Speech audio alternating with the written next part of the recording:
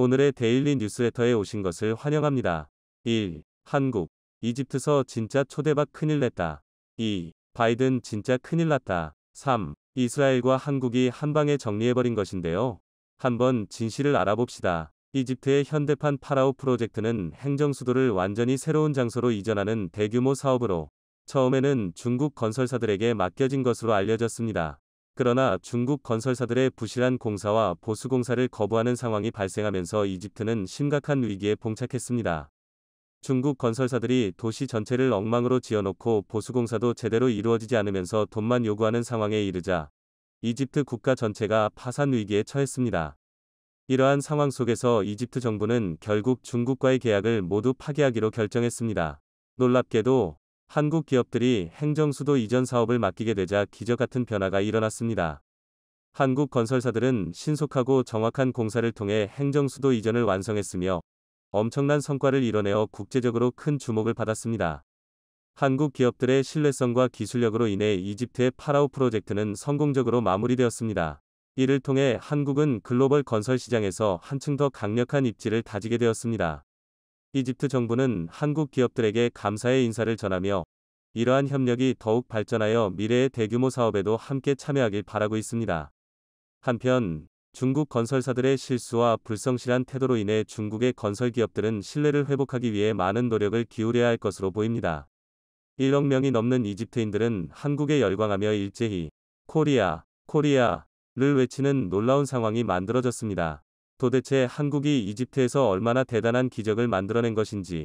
세계 4대 문명이라 하면 황하 문명, 인더스 문명, 메소포타미아 문명, 그리고 이집트 문명이 있습니다. 페르시아 왕조에 정복당하면서 순수 이집트계 왕조와 문명이 억압되고 사라졌다가 알렉산더 대왕이 정복하면서 다시 부활시키고 알렉산더 대왕 사후 프톨레마이오스가 이어서 파라오라 칭하면서 로마 시대까지 이어집니다. 나일강 위주로 발달한 고대 이집트 문명은 당시 전 세계를 발칵 뒤집을 만큼 믿기지 않는 수준으로 앞서갔습니다. 4대 고대 문명 중에서 이집트 문명은 다른 문명들에 비해 여전히 미스터리한 눈으로 보는 이들이 많은 듯하며 이 때문에 관련된 서적이나 영화 등도 수없이 많습니다. 인류가 목격한 가장 번영한 문명인 이집트 문명은 역사상 가장 존경받고 신화적인 문화의 하나였습니다. 최근 이집트가 최고의 전성기였던 당시의 이집트로 다시 만들기 위해 초대형 프로젝트를 발표했습니다. 인도네시아의 신행정 수도보다 스케일이 훨씬 더 큽니다. 이집트 수도 카이로에서 동쪽으로 약 45km 떨어진 사막지대에 이집트가 대통령궁과 정부 부처는 물론 국회와 외교공관, 뉴욕 맨해튼에 맞먹는 초고층 건물들을 대규모 짓기로 하는 파격적인 발표를 했습니다. 이집트의 새로운 수도 건설 현장을 본 이집트인은 언론에서 신행정수도 규모가 어마어마하다는 보도는 자주 접했지만 실제로 보니 장관이다. 완공되면 이집트 전체에 큰 변화가 있을 것 같다. 라고 말했습니다. 이집트의 신행정수도 건설은 대도시 과밀화 부작용에서 탈피하려는 목적에서 시작됐습니다. 현재 이집트 인구 1억 명 가운데 2천만 명이 카이로에 삽니다. 얼핏 보면 한국과 큰 차이가 없는 과밀화 수준으로도 보입니다. 하지만 현지에서 직접 체감하는 부작용은 상상 이상입니다. 우선 도로상 하수도 공원 등 기본 인프라가 제대로 갖춰져 있지 않습니다. 이로 인한 교통체증, 대기오염, 주거시설 부족 등 부작용이 점점 심각해지고 있습니다. 기존 건물은 대부분 개보수를 엄두도 못 낼 정도로 낡았습니다. 거친 모래바람에 원래 색깔을 알아볼 수 없을 정도로 누렇게 발해서 도시 전체 분위기도 우중충합니다. 이 와중에 주인 없이 카이로 거리를 돌아다니는 수많은 개들은 그야말로 공포영화 속에 있는 듯한 느낌을 줄 정도입니다. 많은 주민들은 완전히 새로운 도시를 만들지 않으면 늙고 병든 카이로를 개선할 수 없다. NAC 같은 신도시가 꼭 필요하다. 라고 입을 모읍니다. 이를 잘 알고 있는 압둘 파타흐 시시 이집트 대통령은 2015년 NAC 프로젝트를 발표했습니다. 특히 그는 NAC 건설에 무려 450억 달러, 약 54조 원을 투자하겠다고 밝혔습니다. 이는 2016년 재정위기에 처한 이집트가 국제통화기금 IMF로부터 3년간 120억 달러의 구제금융을 받기로 했다는 점을 고려하면 쉽게 감당하기 어려운 엄청난 액수입니다. 현지 언론이 건국 이후 최대 국책사업이라고 보도하는 이유입니다. 자, 그런데 이집트는 처음 이 엄청난 규모의 사업을 중국에 몰아줬다가 난리가 나버렸습니다. 2016년 당시 중국이 이집트의 신행정수도 건설 계획에 22조 원 규모를 투자하는 내용의 계약을 체결했다고 이집트 일간 아라오람이 4일 보도했습니다.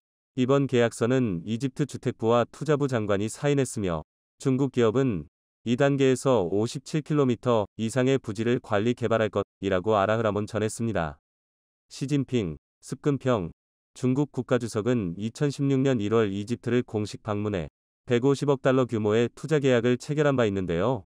이후 중국 기업들이 이집트 신행정수도 건물들과 인프라를 짓는 과정에서 수많은 결함이 발견됐고, 일부 결함들은 건물을 통째로 부순 뒤 다시 지어야 하는 수준임에도 중국 건설사 측은 절대 배상해줄 수 없다며 공사를 그대로 강행해버렸습니다.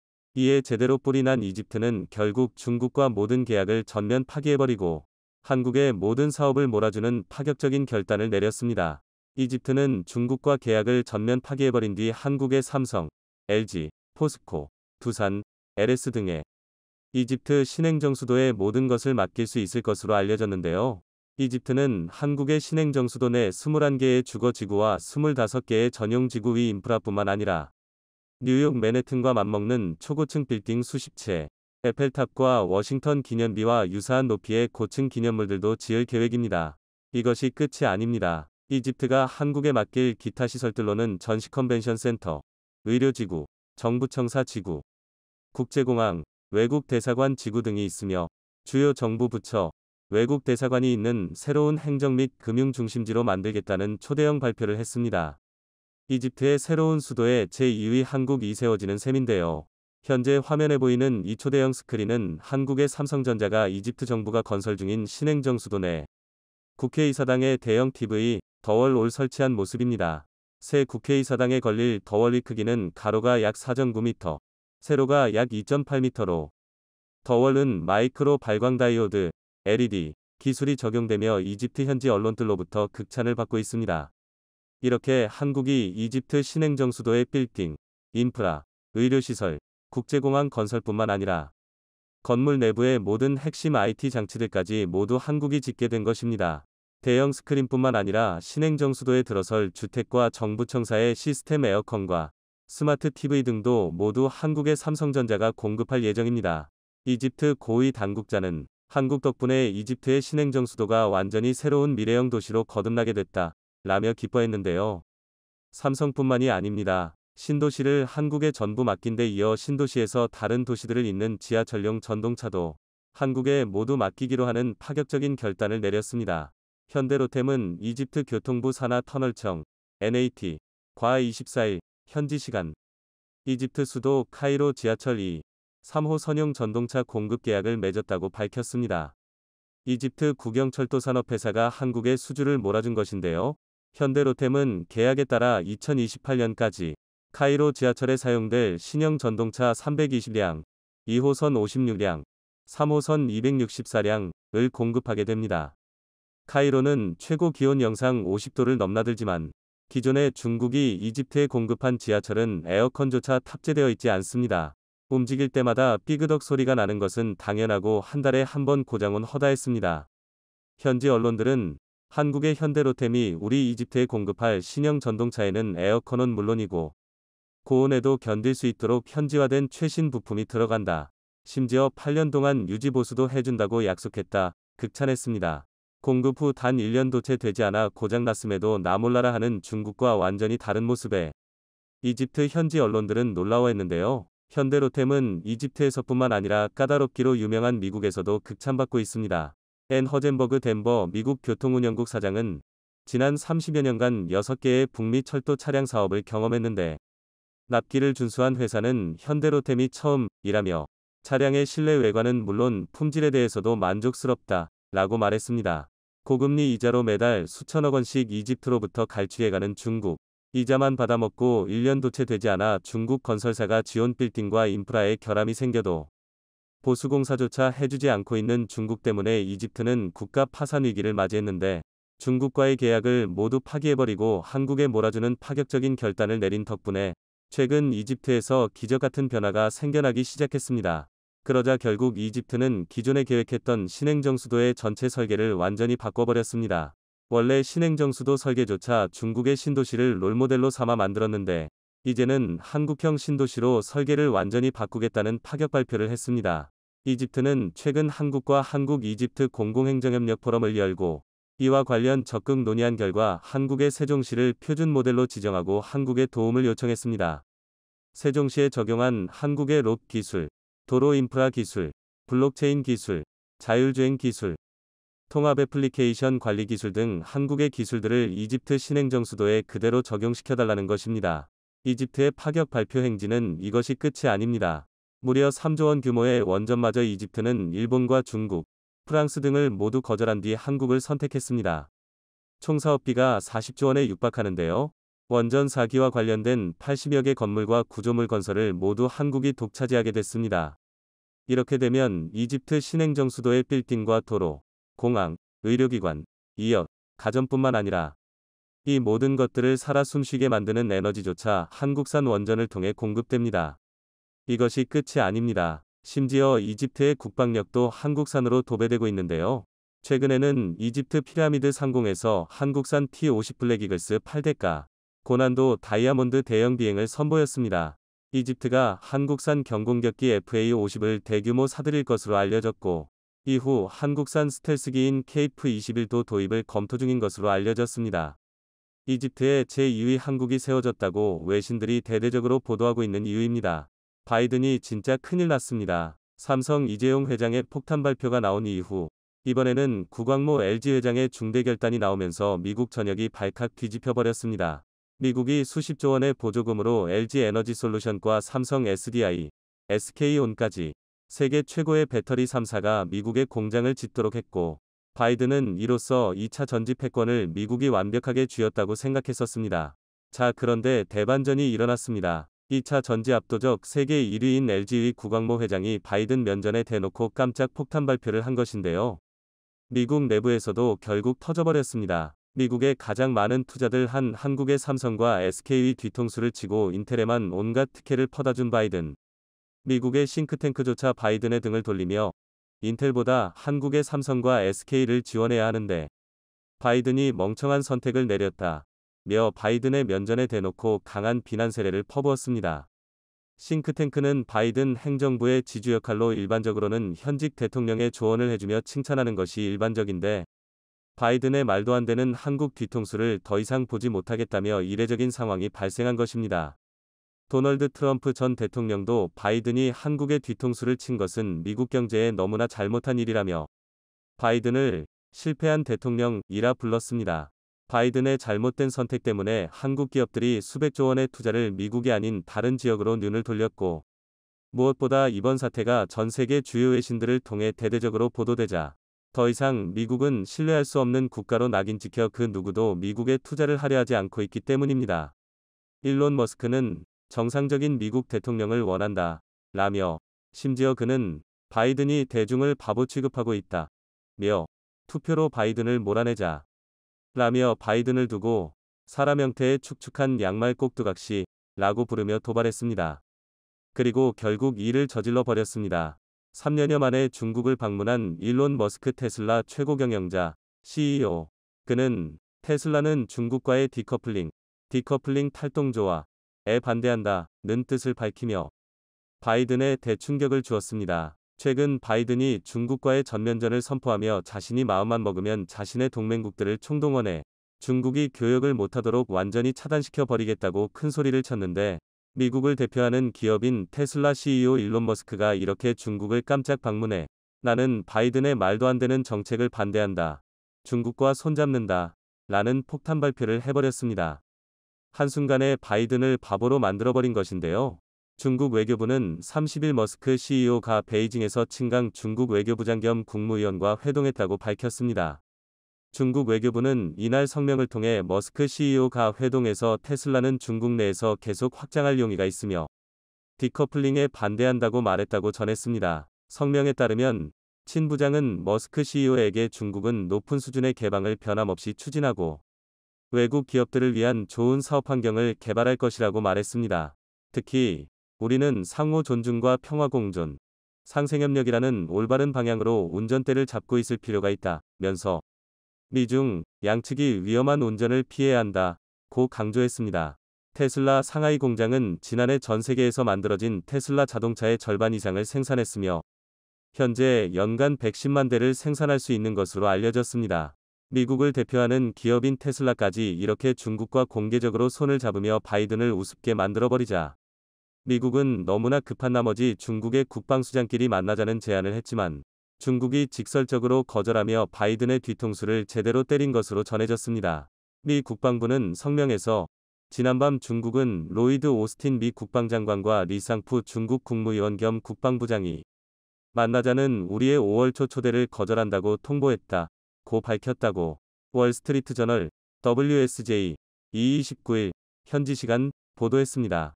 WSJ에 따르면 미 국방부는 이달 초 중국 측에 6월 2 밑줄 4일 싱가포르에서 열리는 아시아 안보회의 상그릴라 대화를 계기로 국방장관 회담을 여는 방안을 제안했습니다. 오스틴 장관은 미 국방부장에게 직접 서한을 보내는 등 싱가포르 회담 성사를 위해 상당한 노력을 기울였다고 합니다. 미 국방부 관계자는 중국이 과거에는 막판까지 고위급 회담을 조율하던 것과 비교해 이번 거절은 이례적으로 직설적인 메시지라고 평가했습니다. 미국과 중국은 지난해 샹그릴라 대화 때 국방장관 회담을 진행했는데 이때도 만남 몇 시간 전에야 성사가 합의됐다고 합니다. 글로벌 인공지능 반도체 1위로 전 세계적인 주목을 받고 있는 엔비디아의 젠슨 왕 CEO 도 바이든을 향해 바이든의 중국 때리기는 오히려 미국에 엄청난 피해를 입히고 있다며 최대 시장 중 한 곳에 첨단 반도체 칩을 더 이상 판매할 수 없게 되면 미국 기술 기업들이 막대한 타격을 입을 수밖에 없다며 중국 시장이 미국 테크 업계에서 차지하는 비중은 3분의 1 수준. 만약 테크 업계가 중국 시장을 잃으면 우리는 미국에 더 이상 반도체 공장을 지을 필요가 없을 것이라며 중국이 자체 칩 개발에 나서는 점도 우려되는 상황이다. 중국 기업들이 미국에서 칩을 사들일 수 없다면 자체 개발에 나설 것이다. 이는 중국의 반도체 자립만 도와줄 뿐이라며 바이든의 잘못된 정책을 강하게 비판했습니다. 자, 그런데 이렇게 미국을 대표하는 전기차 회사 테슬라에 이어 미국을 대표하는 반도체 회사 엔비디아 CEO까지 바이든을 웃음거리로 만들어버린 상황 속에서 LG 구광모 회장이 바이든의 쐐기에 비수를 꽂아버렸습니다. 구광모 LG 회장은 미국 대신 중국이라는 파격적인 발표로 바이든에 대충격을 주었습니다. 앞으로 미국이 아닌 중국에 수백조 원을 투자할 수 있다는 것인데요. 일론 머스크가 대놓고 바이든을 비판하며 중국에 올인해버리는 상황 속에서 전기차 압도적 세계 1위인 테슬라에 배터리를 공급하는 LG 엔솔은 테슬라를 따라 중국에 막대한 투자를 할 수밖에 없습니다. 미국은 한순간에 수백만 명의 일자리와 수백조 원의 투자를 날려버렸을 뿐만 아니라 전기차 공급망 패권을 한순간에 빼앗겨 버렸습니다. 구광모 LG 회장이 이렇게 과감한 결단을 내릴 수 있었던 것은 뒤통수치고 보조금조차 제대로 지급하지 않는 바이든과 달리 중국에서 최근 LG 엔솔의 대박 행진이 심상치 않기 때문입니다. LG 에너지 솔루션의 배터리를 탑재한 지리자동차 산하 폴스타 22종이 중국 정부가 발표한 신차 목록에 들었습니다. 보조금 확보가 유력시되면서 중국 시장에서 LG의 활약이 두드러졌습니다. 중국공업정보화부가 지난 9일 현지 시간 발표한 제369차 도로자동차 제조업체 제품 발표 도로계 동체리앙 생산기 예급찬 품공고에 LG의 배터리를 장착한 폴스타 22종이 포함됐습니다. 폴스타 2는 신차 명단에 들며 향후 중국 정부로부터 보조금을 받을 가능성이 높아졌습니다. LG 에너지 솔루션은 현지 정부의 보조금 혜택에 힘입어 중국 시장에서 대박 행진을 시작했습니다. 실제로 최근 시진핑이 직접 LG 공장을 방문하며 한국에 엄청난 특혜를 약속한 것으로 전해졌습니다. 시 주석은 LG 디스플레이 방문 현장에서 약 1시간 동안 브리핑을 받고 관계자들과 대화하면서 한중간의 우위를 강조하는 덕담을 전한 것으로 알려졌습니다. 시진핑이 2012년 중국 최고 지도자가 된 이후 중국 내 한국계 기업을 방문한 것은 매우 이례적인 일인데요. LG 공장을 방문한 것은 LG 에너지 솔루션이 앞으로 수백조 원의 투자를 중국에 할 수 있음을 시사하고 있다고 전문가들은 말하고 있습니다. 미국보다 높은 보조금을 주는 것은 물론이고 한국산 자동차도 어디에서 생산됐는지와 관계없이 중국 전기차와 똑같은 보조금을 줄 수 있다는 것입니다. 한국만 특별히 말이죠. LG 에너지 솔루션은 중국을 제외한 나머지 글로벌 시장에서 압도적인 세계 1위로 승승장구하고 있는데요. 이번에 중국이 LG 엔솔 배터리에도 막대한 보조금을 주기 시작하면서 중국 내 판매도 급격히 상승할 것으로 전망되고 있습니다. 자, 그런데 이렇게 한국의 배터리가 초대박 행진을 이어가는 가운데 한국 배터리 제조사에 장비를 납품하던 일본 기업들은 아싸 우리도 같이 대박난다 라며 들떠있는 상황입니다. 자, 그런데 일본에는 엄청난 충격적인 소식이 전해졌습니다. 아바코를 비롯한 한국 기업들이 그동안 일본이 LG엔솔에 공급하던 2차 전지 핵심 장비들을 빛의 속도로 모두 국산화해버렸습니다. 일본이 한국의 반도체 수출 규제를 하며 일본산 반도체 소재 수출을 중단했을 당시에도 한국이 기적을 만들어내며 그 짧은 시간에 모두 국산화해버렸는데요. 이번에도 일본이 한국의 신성장 동력인 2차 전지가 승승장구하는 동안 앉아서 편하게 돈을 가로채지 못하도록 모든 부품들을 국산화시켜버린 것입니다. 특히 에코프로 그룹은 양극재와 음극재를 만드는 데 필요한 모든 공정을 수직 계열화하여 세계 최대의 생산 공장을 한국에 설립하는 데 성공시키면서 최근까지 한국에 납품하던 수많은 일본 관련 회사들이 파산을 피할 수 없어 발칵 뒤집혀버린 것으로 알려졌습니다. 이스라엘과 한국이 동시에 폭탄 발표를 하자 전 세계가 열광하고 있습니다. 도무지 끝날 것 같지 않던 러시아의 우크라이나 침략 전쟁을 이스라엘과 한국이 한방에 정리해버린 것인데요. 세계 최강 IT 국가이자 세계에서 가장 똑똑한 민족으로 꼽히는 이스라엘과 한국이 기나긴 전쟁을 끝내기 위해 직접 나선 것입니다. 독일과 프랑스뿐만 아니라 심지어 미국조차 해결하지 못한 일을 이스라엘과 한국이 도대체 어떻게 한방에 아주 깔끔하게 해결해버렸는지 하루빨리 전쟁이 끝나길 간절히 기도하고 있는 우리의 바람과는 달리 러시아가 점점 더 미쳐 날뛰고 있습니다. 러시아가 몇 주 안으로 지금까지와는 비교가 안 될 정도로 엄청난 규모의 대규모 공습을 감행할 것이라는 충격적인 소식이 전해졌습니다. 우크라이나가 여기에 대비하고 있다고 우크라이나 대통령실 고위 관계자가 지난달 31일 현지 시간 밝혔습니다. 올렉시 다닐로우 우크라이나 국가안보국방회의 서기 사무총장 격은 이날 스카이뉴스와 인터뷰에서 러시아가 최대 규모의 공격을 준비하고 있다.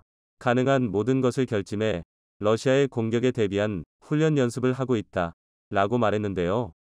다닐로우 서기는 특히 러시아가 침공을 개시한 작년 2월 24일처럼 우크라이나 남북 동쪽 3방향에서 동시다발적으로 전면 공격을 벌여올 가능성도 있다고 내다봤습니다. 그는 심지어 이런 공격을 전쟁 1주년 기념일 당일에 벌일 수도 있다고 전망했습니다. 다닐로우 서기는 모든 것이 가능하다. 이터부터 3주 안에 벌어질 수 있는 어떤 시나리오도 배제하지 않고 있다고 말할 수 있다. 라고 말했습니다. 그러면서 작년 9월 블라디미르 푸틴 러시아 대통령의 부분 동원령으로 징집된 군 장병 32만 명 가운데 약 절반인 16만 명 정도가 이번 대규모 공격에 투입될 것으로 예상했습니다. 다닐로우 서기는 이번 전쟁 들어 가장 격렬한 전투가 조만간 벌어질 수 있다고도 전망했는데요. 이런 가운데 알렉산드르 루카셴코 벨라루스 대통령이 우크라이나와 전쟁을 벌이는 러시아에 더 많은 지원을 할 수 있다고 밝혀 참전을 시사해 전쟁 규모가 무섭게 커지고 있다는 보도가 쏟아져 나오고 있습니다. 루카셴코 대통령은 남부 아프리카 국가 짐바브웨를 국빈 방문해 연 기자회견에서 우크라이나 전쟁에 대한 지원을 강화하라는 러시아 측의 압박을 받고 있는가란 질문에 이같이 답변했습니다. 세계 군대 중에 가장 잘 조직됐을 뿐 아니라 가장 첨단의 무기로 무장한 군은 단연 이스라엘 방위군 IDF입니다. 그런 이스라엘 방위군이 마음먹고 5대 혁신 무기를 공식적으로 공개했습니다. 날아오는 대전차 미사일을 스스로 감지해 무력화시키는 방어 시스템, 적의 미사일 공격을 조기에 감지하는 모바일 레이더, 더 오래 잠수하고 소음은 대폭 줄인 잠수함, 이른바 강철 지붕이라고 불리는 아이언돔, 무인 정찰 차량 등이 바로 이스라엘 방위군이 내놓은 5대 혁신 무기입니다. 트로피는 이스라엘 국방부와 이스라엘 방산업체 라파엘이 공동 개발한 전차 방어 시스템입니다. 전차나 장갑차를 향해 날아오는 대전차 유도 미사일을 막는 무기 체계입니다. 전차를 향해 날아오는 미사일을 조기에 탐지, 추적, 무력화시키는 방식입니다. 말이 쉽지 미사일의 속도와 발사거리를 감안하면 1터부터 2초 안에 모든 과정을 마무리해야 합니다. 게다가 적의 미사일임을 정확히 판단하려면 고도의 기술이 필요합니다. 어찌됐든 신뢰도 높은 이스라엘 방어군이 트로피 개발에 성공했다며 필드 테스트 동영상까지 공개했으니 믿지 않을 도리가 없습니다. 모바일 레이더는 말 그대로 휴대 가능한 레이더입니다. 중대가 됐든 대대가 됐든 부대 단위별로 가지고 다니다가 적의 로켓 공격을 조기에 탐지하는 것이 주요 기능입니다. 이 모바일 레이더는 아군을 공격하는 화력의 원점을 파악한 뒤 아군이 대피하든 공격하든 대응할 수 있는 능력을 확보해준다고 합니다. 모바일 레이더가 워낙 민감해서 단거리 로켓 공격 원점도 순식간에 알아낸다고 합니다. 돌핀급, 돌핀 클래스 잠수함의 신형을 이스라엘이 개발했습니다. AIP, 에어 인디펜던트 프로풀션 기술을 적용해 잠수 시간을 대폭 늘린 것이 가장 큰 특징입니다. 스텔스 기능도 구형에 비해 획기적으로 향상됐다고 이스라엘 방어군은 밝혔습니다. 그럼에도 56m인 기존 돌핀급 길이보다 길어졌고 두께도 더 두꺼워졌다고 하네요. 구체적인 성능은 밝히지 않았지만 최신의 하푼 미사일과 어뢰를 장착했고 소나 등 탐지 능력도 개선했다고 이스라엘 방위군은 덧붙였습니다. 5대 혁신 무기에 포함될 정도면 숨겨놓은 재원들이 많을 것으로 보입니다. 아이언돔과 무인 정찰 차량도 이스라엘 방위군의 5대 혁신 무기에 이름을 올렸습니다. 아이언돔이야 우리 군도 사들이려고 계획하고 있는 미사일 방어 체계여서 우리나라에서도 유명합니다. 아이언돔이 적군의 미사일을 요격하는 비율은 80% 이상이라는 것이 정설입니다. 요즘 종종 무슬림 테러 조직의 소형 로켓 공격에 뚫린다는 보도도 있지만 적어도 미사일 방어 시스템의 강자는 아이언돔이라는데 이견이 없을 것입니다. 이스라엘 방위군은 무인 정찰 차량도 5대 혁신 무기로 꼽았는데 좀 의외입니다.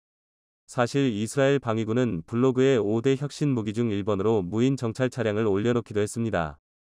국경 정찰 중에 공격당하는 병력이 워낙 많다 보니까 그런 희생을 막기에는 제격인 무인 정찰 차량을 1번에 올리지 않았을까 생각됩니다. 장병이 타지 않는 무인 차량이야말로 전투에서 아군 희생을 제로로 만들 수 있으니 최고의 방어 무기입니다. 자, 그런데 더 놀라운 것은 이스라엘이 공개한 이 최첨단 무기를 아직 대부분의 나라들이 꿈조차 꾸지 못하고 있는 이 엄청난 첨단 무기들을 이스라엘은 약 10여 년 전에 공개했습니다. 그리고 지금은 이 5대 혁신 무기들보다 훨씬 더 성능이 업그레이드되어 비교할 수 없을 정도로 강력해졌는데요. 베냐민 네타냐후 이스라엘 총리는 러시아의 침략 전쟁에 맞선 우크라이나의 군사 원조를 고려하고 있다고 31일 현지 시간 밝혔습니다. AFP 통신에 따르면 네타냐후 총리는 이날 방송된 CNN 인터뷰에서 우크라이나에 이스라엘의 적어도 방공 시스템 아이언돔을 비롯한 군사 원조를 제공할 수 있는지에 관한 질문에 이를 분명히 살펴보고 있다 라고 답했습니다. 네타냐후 총리는 적절한 시점과 적절한 상황이 있다는 걸 안다 라면서 그렇게 되면 나는 틀림없이 이를 고려할 것이라고 말했습니다. 이스라엘과 동시에 한국도 팔을 걷고 전면에 나섰습니다. 우크라이나에 대한 대규모 무기 지원으로 유럽의 전차 재고가 급속히 줄어들고 독일이 주력 전차 레오파르트 2의 우크라이나 지원 과정에서 혼란스러운 행보를 보인 탓에 그 공백을 메울 대안으로 한국산 전차가 주목받고 있다는 분석이 쏟아져 나왔습니다. 블레이크 헤르징거 미국 기업연구소 인도-태평양 국방정책연구원은 30일 현지 시간 미국의 외교 전문지 포린 플리시 FP에 쓴 기고문에서 우크라이나 전차 지원을 둘러싸고 독일이 자초한 논란으로 유럽의 국방 파트너들이 새로운 대안을 찾고 있다며 한국의 K2 전차를 주목했습니다. 헤르징거는 한국이 유럽의 전차 시장을 휩쓸 수 있다라는 제목의 기고문에서 한국의 현대로템과 하나디펜스가 폴란드와 대규모 무기 계약을 따낸 점을 언급하며 폴란드에게 한국과의 거래는 독일 방산업체 라인메탈보다 훨씬 빠르고 경쟁력 있는 금액으로 전차를 확보하는 방안이라고 평가했습니다. 폴란드는 한국 업체들과 컨소시엄을 구성해 K2의 폴란드형 개량 모델인 KEPL과 폴란드형 자주포인 K9PL을 생산할 예정입니다. 지난해 폴란드는 한국 방산업체들과 K2 전차 1000대, K9 자주포 672문, FA50 경공격기 48대, 천무 다연장 로켓 288문 등 대규모 무기 공급 계약을 체결한 바 있습니다. 지난달 6일 K2 전차와 K9 자주포초도 물량이 폴란드 현지에 도착한 직후 열린 인수행사에는 안제이 두다 폴란드 대통령과 마리우시 부아슈차크 부총리 겸 국방장관 등 이례적으로 정부 고위 관계자들이 대거 참석하기도 했습니다. 계약 체결 후 불과 4개월 만에 초도 물량이 현지에 도착한 것 역시 상당히 이례적입니다.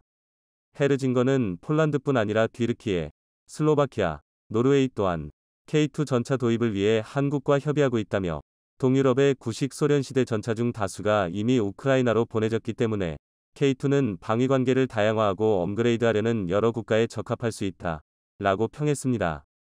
그러면서 한국이 전 세계에서 유일하게 최첨단 전차 대량 생산 시스템을 갖추고 있다며 한국 무기가 유럽을 뒤덮어 러시아를 강하게 압박하는 형세가 만들어졌다고 전했습니다.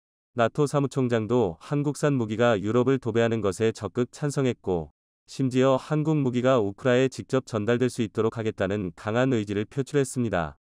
헨스 스톨텐베르그, 젠스 스톨텐버그, 북대서양조약기구, 나토 사무총장은 30일, 한국이 러시아의 침공을 물리치는 데 우크라이나의 무장을 도울 수 있도록 분쟁국에 무기를 수출하지 않는 규칙을 제고해 줄 것을 요청했다. 라고 미국의 CNN이 이날 보도했습니다. 그는 만약 러시아 푸틴 대통령이 승리한다면 그와 다른 권위주의 지도자들에게 보내는 메시지는 그들이 무력 사용으로 원하는 것을 얻을 수 있다는 확신이 생길 것이며 이는 세상을 더 위험하게 만들고 우리를 더 취약하게 만들 것이라고 강조하며 한국산 무기가 유럽 전체를 장악하며 유럽의 군사력을 완전히 다른 레벨로 바꿔준 것처럼 우크라이나도 한국산 무기로 도배한다면 현재 상황이 180도 바뀔 것이라 확신했습니다. 오늘도 감사합니다. 최고로 멋진 하루 보내시길 바랄게요.